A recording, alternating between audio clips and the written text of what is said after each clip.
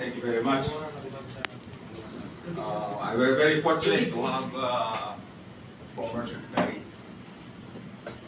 for Affairs, Amy Abella, and welcome kabayan, and almost the same wavelength, modesty.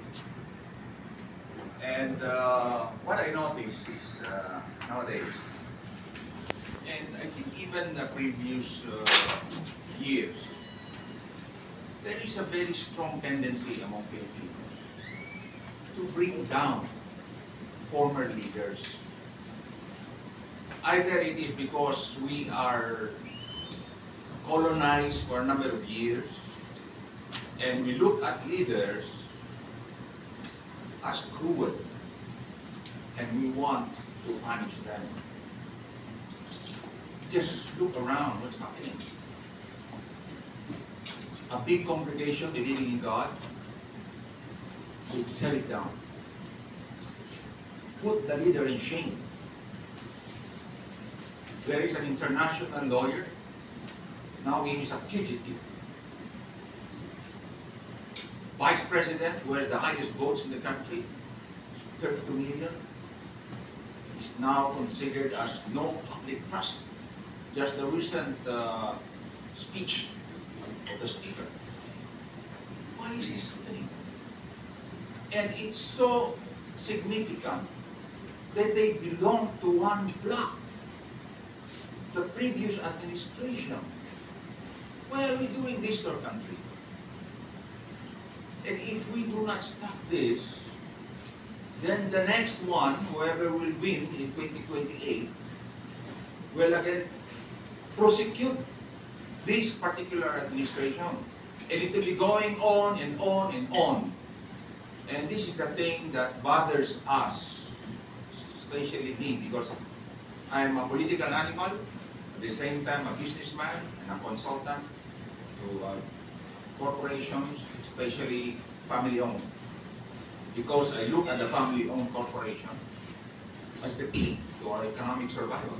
And that's how the Filipino Chinese are doing it, because that's what also they learn from mainland. If we do not preserve the family corporations, we cannot go into big and large corporations. You see how the big corporations are going on in our country? Family corporation. NBC started as a family corporation. But now they control practically every sector. Banking, malls, food. Same also with Bottom Way. Same also with Mushutan. Now, my apprehension is, why is this like this? Secretary Ernie, why are we doing it like this? Para bang enjoy tayo eh. Look, Senate, Congress is supposed to be legislation. There are three important departments in our country. We have the legislation, we have the judiciary, and we have the executive. But this legislation has turned itself using media and using their power to call people, and they become investigation. And most of them who are lawyers but cannot practice in court, practice it there. Because you can tell if he is a lawyer or not by the manner of questioning. But you see, then those who are comedians from the production or film industry, they also try to be lawyers. But you can tell that they are offhand. Diba? Imagine asking a person, are you sharing your personal experiences as friends? A lawyer will not ask like that. That is out of bounds, you see. So, yun ang aking katanungan, Secretary Ernie. Can we really get rid out of this scenario, or talagang ito ang Pilipino na bibihira sa isa?